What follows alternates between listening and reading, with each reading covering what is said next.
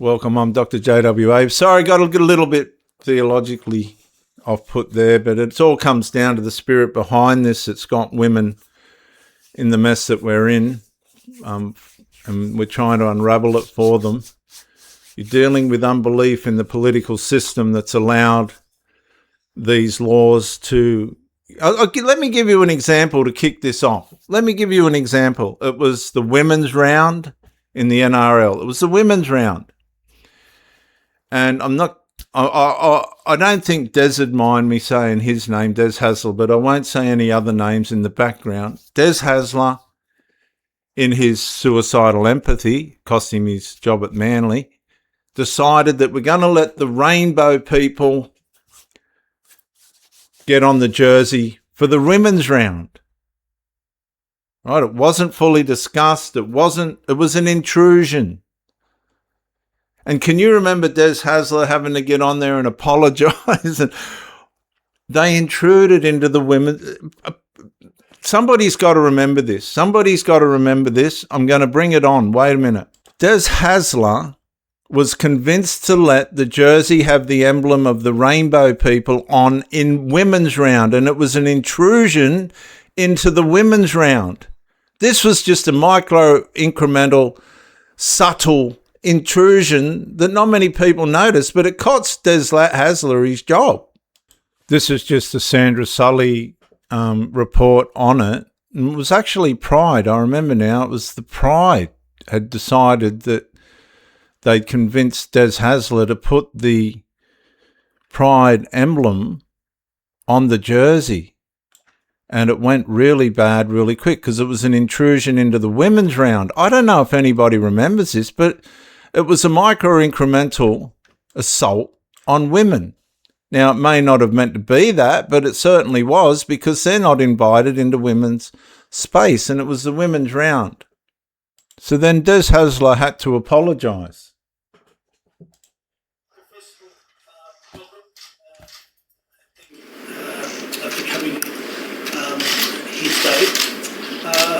I prepared some notes, some thoughts, and at times I might refer them. So please forgive me for that. We are here today to apologise for a significant mistake made by the Manly Sea Eagles Football Club. As you are aware, the club yesterday launched a jersey for the Women's League round. The change to our traditional jersey was the application of rainbow colours to replace all the white spaces and the white lines. The intent of the rainbow colour application of our jersey was to represent diversity and inclusion for all, utilising the symbolic colours of pride to embrace all groups who feel marginalised, face discrimination and have suppressed share of voice.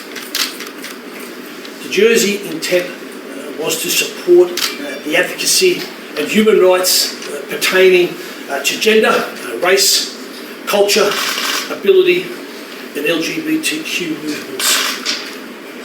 Sadly, the execution of what was intended to be an extremely important and pioneering initiative was poor. There was little consultation or collaboration with key stakeholders, both inside and outside the club. Sadly, this poor management and project management has caused significant confusion, discomfort and pain for many people. In particular, those groups whose human rights we were in fact attempting to support. We have even adversely affected our playing group, a wonderful group of people comprising of many different racial and cultural backgrounds. Now, this was forgotten, what happened here, and Hasler had to apologise to the Christian players and the people that were just not going to accept this intrusion. And what happened was the way in which it was executed was intrusive. It wasn't fully discussed across the board and panels, and they tried to sneak it in. They tried to sneak it in to get exposure for the Pride people. And this is how the insidiousness of it works. Micro-incrementally it comes in, and just like any other virus, it grows. And now what we have is a whole culture intruding itself into areas that it doesn't belong. Now, Des Hasler, representing the club, apologised to the people that didn't agree with what was happening.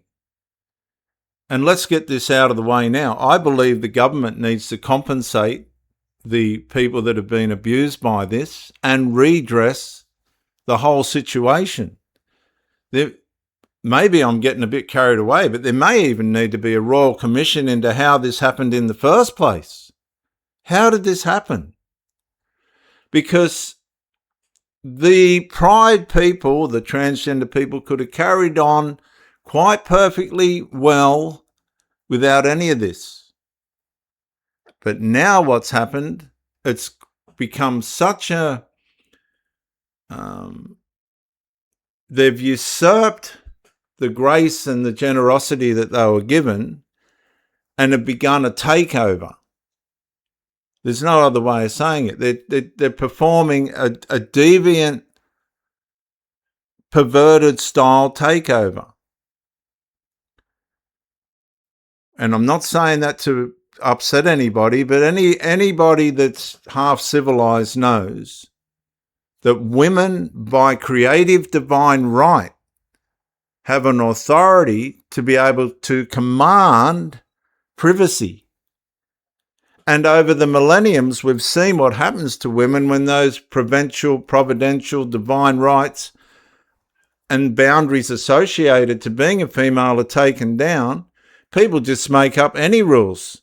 Genital mutilation, stoning to death and all this, all sorts of uncivilized punishments. Little girls getting married to old men and this and that. Why? Because of what I talked about. The Judaistic, or you say they used to stone women in, well, the Jews had the sense to reculturalize their beliefs, right? Because it developed. Let's get back to the outline. My point is, Des Hasler had the fortitude, the dignity, and the respect of everybody enough to even apologise to the Christian guys in that club who objected to what was going on. And I don't think it was just the Christian guys. I think there was some other cultures and stuff going on in there that said, why are we wearing this? And there's a lot more behind the story to how it actually got on the jersey, but let's put it in the past. What I'm saying is it didn't come in through the right way, and it got caught. Now, they wore the jersey, and I'm pretty sure... Now, some of the players didn't play. Something happened. Some of the players didn't play. I think they wore the jersey to just for the sake of it, the peace sake of it, and that was the end of it.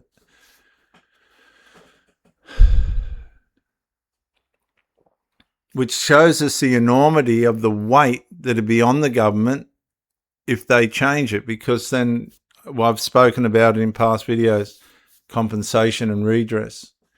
So the law, write this down, the law is not always identical to moral intuition. Right? It's just not. And a court may find that a particular act of exclusion, policy, condition, or access rule is unlawful discrimination, even where the person defending the boundary believed the boundary was morally justified. Now, this doesn't mean women have no rights. It means women must understand the statutory terrain, right? You're not in moral terrain. Oh, no. The terrain may be hostile and catastrophic to any assumptions. And it may not reward slogans. It won't reward morality. We've seen that. And it may require careful legal framing. But the problem is the law and its institution, its amendments have been framed in a way in which it's protected rather than the morality of women. A very insidious law. And a woman can be morally certain, yet legally vulnerable and culpable at the same time. Point number 7, part 7. I hope you're enjoying this, viewers. The serious argument women should make. Because I'm not being unfair, I'm not being partial against the rainbow people and the transgender people. This is just how it is. The serious argument women should make. The strongest argument is not transgender people have no rights. That's legally false. The strongest argument is not women can never discriminate. That is too absolute. The strongest argument is when a female-only boundary serves a legitimate sex-based purpose, such as privacy, safety, fairness, safeguarding, trauma recovery, or female association, the law should recognise that boundary is lawful, proportionate, and necessary, even where gender identity protections are engaged. Right. So the argument does not deny transgender legal protections. It defines the limit of those protections where they conflict with a legitimate sex-based boundary. And that's where the institution of the 2013 amendments got it wrong, because they just presumed that there'd be an element of respect from the transgender community towards women. They didn't foresee how the deviancy and perversion would begin to overtake the privacies and rights of privacy to women. It's completely overtaken it. And now the women are cowering in a corner going, these people are just overtaking us. There's no respect for us. And let's just be honest, there's not, or we wouldn't be in this mess.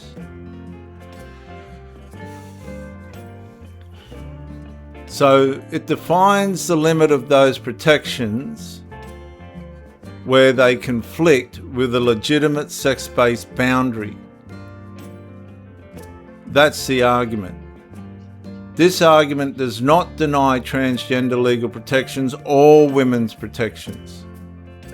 But we've got to define the limit of those protections where they conflict with a legitimate sex-based boundary. That is a stronger legal position. And that's the whole part that they missed on the presumption that the transgenderists and the pride people would respectfully treat women's privacies in their true perspective, but they haven't done that. They've overtaken that.